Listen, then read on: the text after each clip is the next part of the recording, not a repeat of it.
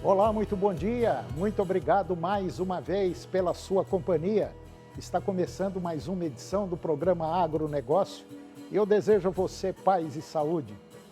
E no programa de hoje nós vamos falar da produção de alimentação animal. Eu vou conversar com Ali Zogby. Ele é vice-presidente da Fambras Halal, que é a maior certificadora halal da América Latina. Vamos comentar das exportações de soja pelo Brasil.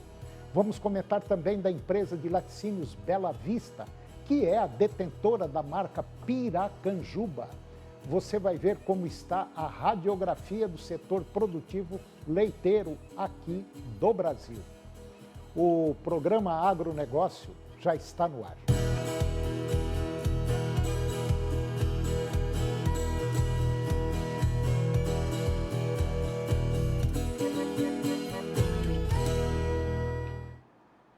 Eu começo o programa de hoje falando de alimentação animal.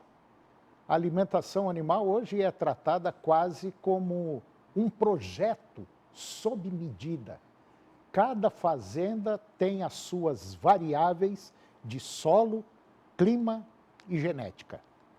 E com uma produção estimada em 94 milhões de toneladas de rações e concentrados, somente neste ano, esse dado foi passado pelo Sindicações, o acompanhamento dos veterinários passou a ser indispensável para ajustar essa dieta e transformar custo em desempenho.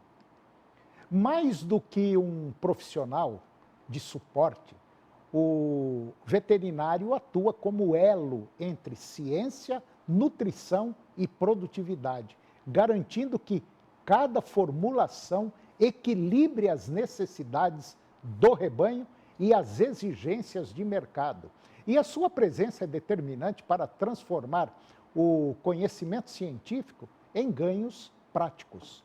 O peso desse movimento pode ser medido também no número de profissionais. O Brasil já ultrapassa 166 mil médicos veterinários em atividade, de acordo com o levantamento da demografia da medicina veterinária. E esse contingente, cada vez mais presente no agronegócio, ele contribui para reduzir perdas, melhorar índices zootécnicos e ampliar a capacidade de resposta frente a desafios como mudanças climáticas e oscilações no preço dos insumos. Para os próximos anos, especialistas apontam que a demanda por esses profissionais tende a crescer, acompanhando a necessidade de uma nutrição animal personalizada e integrada aos desafios mundiais da produção de alimentos. Essa precisão, ela faz diferença na rotina do produtor e também na forma como o Brasil se posiciona diante das pressões por eficiência e também sustentabilidade. E agora vamos falar um pouquinho das exportações de soja pelo Brasil. Segundo pesquisadores do Centro de Estudos Avançados em Economia Aplicada, que é o CEPEA, o desempenho das exportações brasileiras de soja em setembro, ela basicamente superou as expectativas ao atingir 6,5 milhões de toneladas embarcadas, que foi o maior volume já registrado para o mês. O volume reflete forte demanda internacional, segundo dados do CEPEA, e representa uma alta de 6,6% em relação ao mesmo período do ano passado. Segundo o CEPEA, apesar do avanço anual, houve uma retração de 30,3% em relação a agosto, movimento considerado típico para o segundo semestre, quando os estoques internos se reduzem. E esse comportamento sazonal, ele é muito comum, mas não impediu que o acumulado do ano alcançasse um novo patamar. De janeiro a setembro, os embarques totalizaram 93 milhões de toneladas, outro recorde para o período.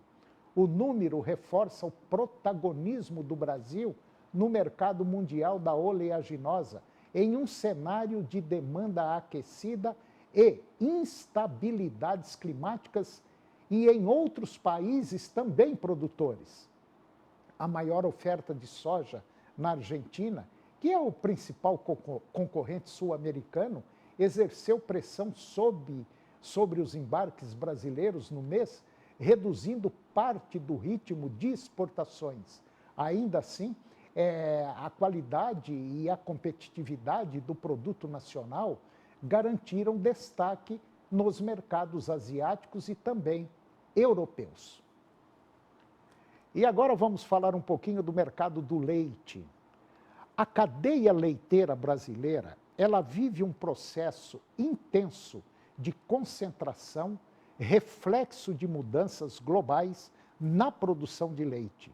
Entre 1996 e 2017, estima-se que um produtor deixou de produzir leite a cada 16 minutos aqui no Brasil, motivado por falta de sucessão familiar, gestão precária, desafios climáticos e dificuldades financeiras.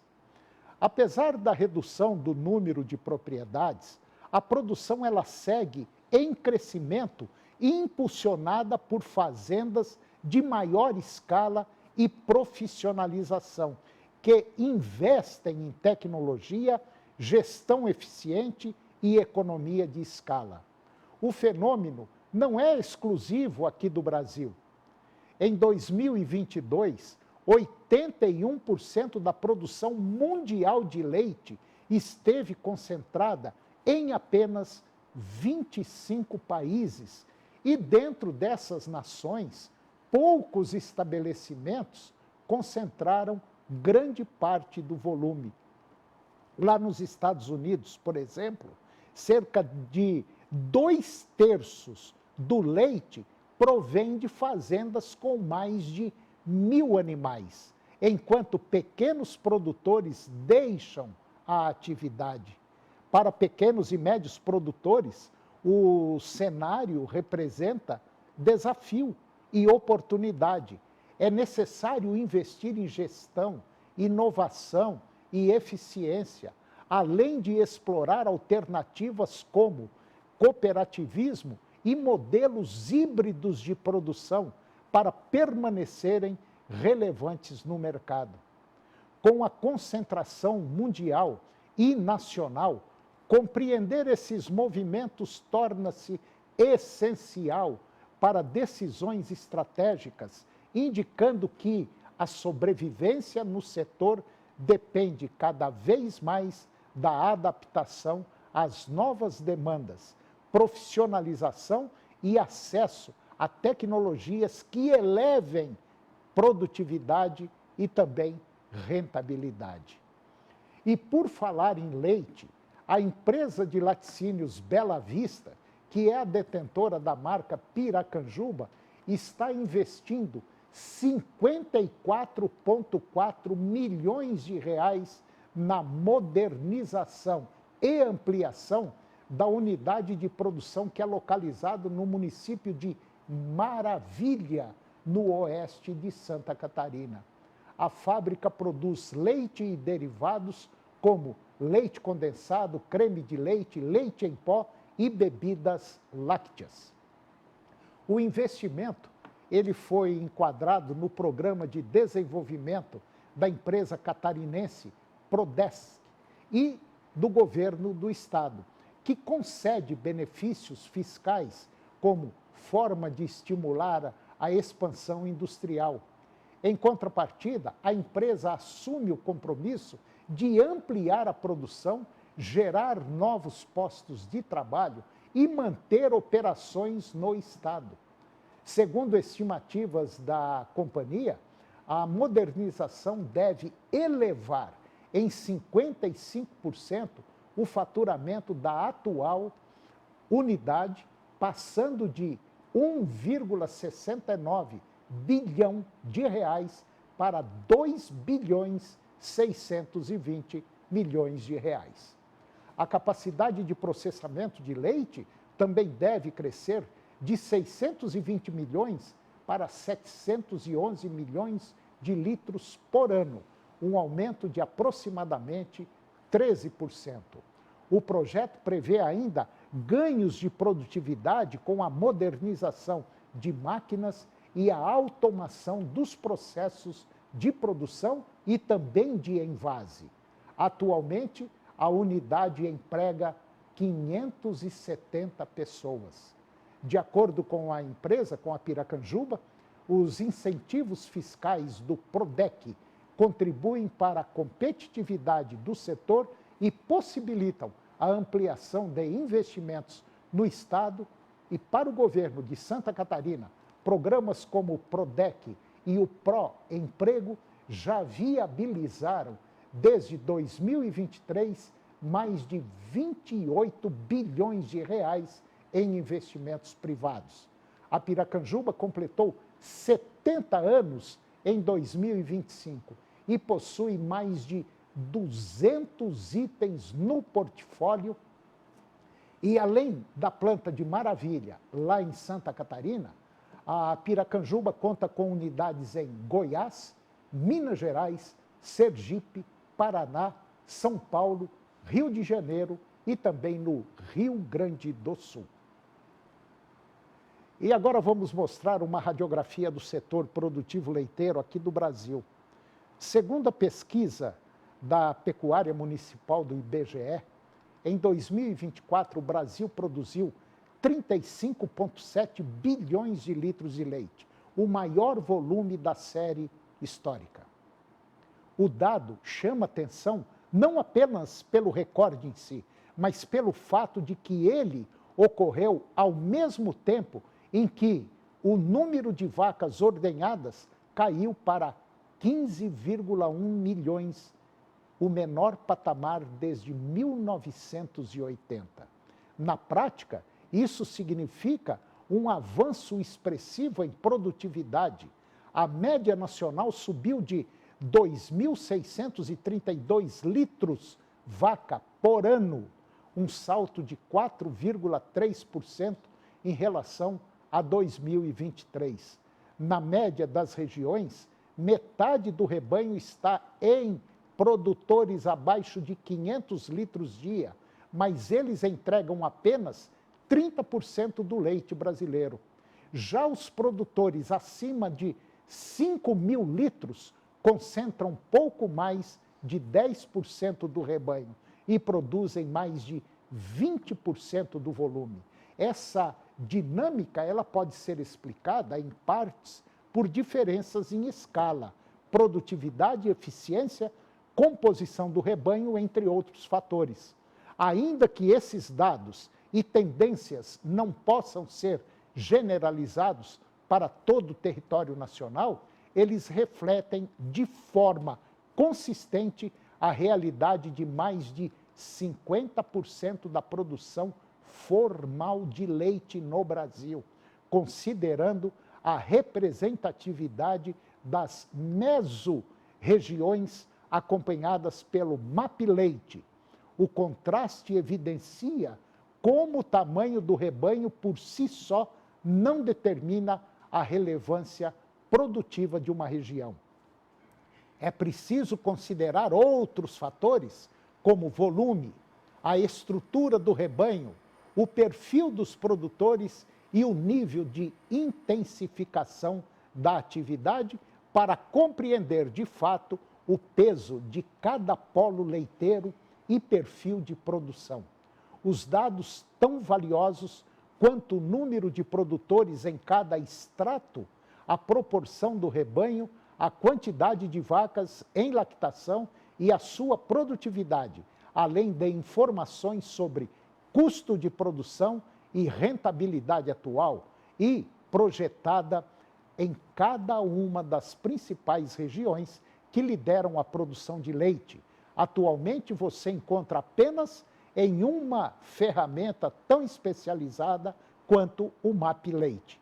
Com dados recentemente atualizados para 2025, o MAP Leite ofereceu um panorama completo e fresquinho da produção de leite, com informações detalhadas por região em uma visão macro do total do Brasil.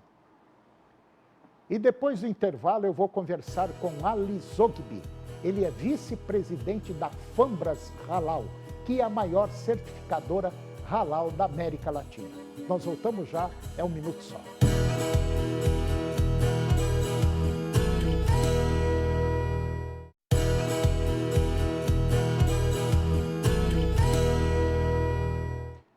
Nós estamos de volta e agora eu vou conversar com Ali Zogby. Ali Zogby é vice-presidente da Fambras Halal. A Fambras Halal é talvez a maior certificadora halal da América Latina, é certeza absoluta, e também do mundo. E nós vamos falar um pouquinho do mercado halal, que é um mercado muito importante mesmo, principalmente para o Brasil. E nós vamos falar de um evento altamente importante que vai ser realizado daqui a alguns dias. Senhor Ali Zogby, muito bom dia, muito obrigado pela sua presença aqui no nosso programa. É um prazer tê-lo aqui, tá tudo bem?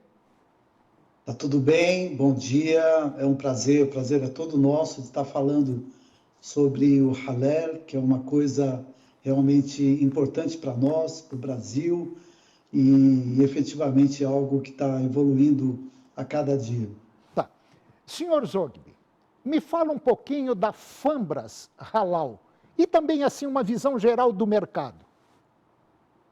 O mercado halal é um mercado islâmico, um mercado que atende primordialmente a população muçulmana, que hoje é em torno de 2 bilhões de pessoas. Imagina que essas pessoas têm, dentro da sua tradição, a orientação de consumir alimentos halal. E esse alimento halal tem uma peculiaridade de ser feito de uma maneira diferente, preservando a qualidade do alimento e também diretamente ligado a diversas questões da utilização do bem-estar animal, entre outros fatores. Hoje, nós podemos dizer assim, a Fambras começou uma certificadora que iniciou esse trabalho em 1979. Para se ter uma ideia, naquela ocasião, nós tivemos que fazer uma junção de empresas para que pudéssemos produzir 650 toneladas de proteína animal, no caso foi aves. As empresas concorrentes se uniram para 650 toneladas. Num navio de nome chileno, um navio norueguês, fizemos essa primeira produção para a Arábia Saudita e Kuwait. Nós fechamos o ano de 2024 com mais de 3 milhões de toneladas, aí incluindo a carne bovina, a carne de aves e outros produtos alimentícios também.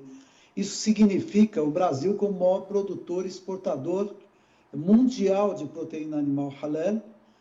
Hoje é o terceiro maior mercado para nós, depois de China e Estados Unidos. Foi extremamente importante nesse momento por conta do tarifaço. Boa parte dessa produção acabou sendo absorvida pelo mercado islâmico.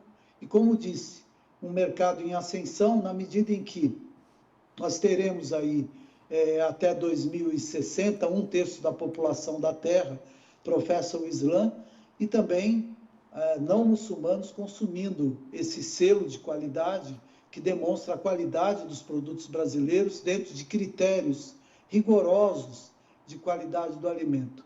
Rapidamente falar sobre, hoje, constitui 1.700.000 empregos diretos e indiretos, que esse setor, então, alavanca aqui para o Brasil. Ainda é pouco, que nós falamos em torno de 34, 35 bilhões na nossa balança comercial. No entanto, nós estamos falando de valores que é 1.250 bilhões de dólares anuais, então temos um grande caminho ainda pela frente. E é um mercado que está aberto e em ascensão, principalmente para o Brasil, né? Sem dúvida, nós tivemos a abertura de alguns mercados importantes, Se você imaginar, por exemplo, a Indonésia, com quase 300 milhões de habitantes, verdade. E o Brasil evoluindo e crescendo, e conseguimos cota, e está em franco desenvolvimento esse mercado. Aliás, temos que parabenizar aqui o trabalho do poder público na abertura de centenas de novos mercados. Podemos falar aqui da Nigéria, com quase 100 milhões de muçulmanos, ou a própria Índia, onde os muçulmanos são minoria, estamos falando de 210 milhões de adeptos do Islã, e, por que não dizer, a própria China, com uma minoria, mas consome praticamente tudo que vai para a China com certificação halal hoje em dia. Existem outros mercados também em ascensão. Bom, senhor Zogby, devido à importância desse mercado,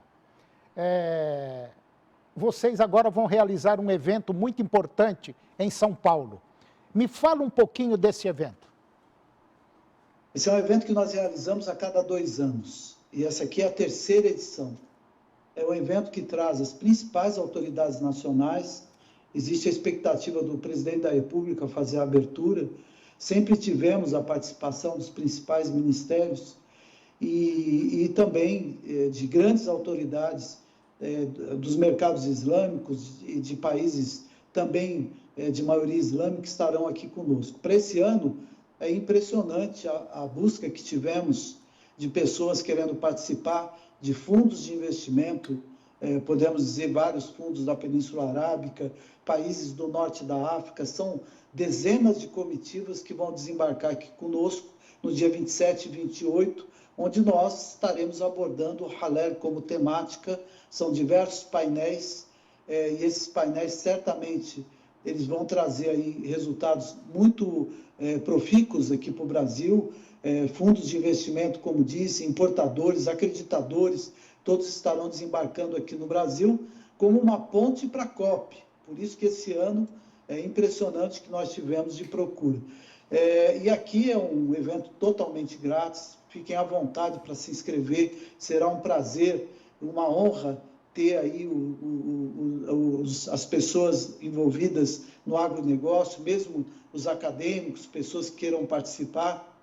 Temos ali o Congresso Técnico Científico, que vai apresentar mais de 44 trabalhos feitos no Brasil todo. Nossa! Por pessoas que estão envolvidas ou pensam o halal, entendendo o quanto ele é importante para o futuro do nosso país, e eu diria para o futuro do mundo, né, na medida em que é uma tradição importante, e além de uma tradição importante também do ponto de vista econômico, ele é vital.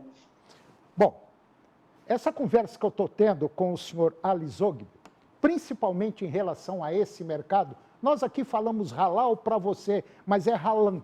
É um mercado, vamos dizer assim, gigantesco. E esse evento que vai acontecer em São Paulo, dia 27 e 28, é um evento que você que é empresário, enfim, se você tem alguma coisa ligada com alimentação, com algum negócio, seria muito interessante você participar. Na minha visão, talvez seja um dos eventos mais importantes que está acontecendo no país. É um evento que você, independente do seu tamanho, pequeno, médio ou grande, seria interessante participar. Dia 27 e 28, lá em São Paulo. E as inscrições já estão abertas. Senhor Ali Zogby, vice-presidente da Fambras Halam, muito, mas muito obrigado mesmo pela sua participação aqui no nosso evento, e pode ter certeza absoluta que nós vamos falar mais desses eventos no nosso sistema que nós temos aqui de comunicação para ajudar a alavancar ainda mais esse processo halal aqui no nosso Brasil. Muito obrigado, sucesso aí para vocês, ok? Eu é que agradeço, só lembrando que outros setores também são contemplados, como turismo, fármacos, cosméticos, e a gente aqui tem que parabenizar o trabalho de vocês, né? O trabalho brilhante que vocês já vêm desenvolvendo há muito tempo, que nós apoiamos e vamos continuar apoiando sempre. Parabéns ao trabalho de vocês e conto com a presença de todos no nosso evento. Muito obrigado, um abraço. Obrigado. E o programa de hoje chegou ao fim. E eu termino o nosso programa com a seguinte frase: fracassar não é cair. fracassar é recusar-se a levantar-se. Muito obrigado pela sua companhia, que Deus os abençoe e até o próximo programa.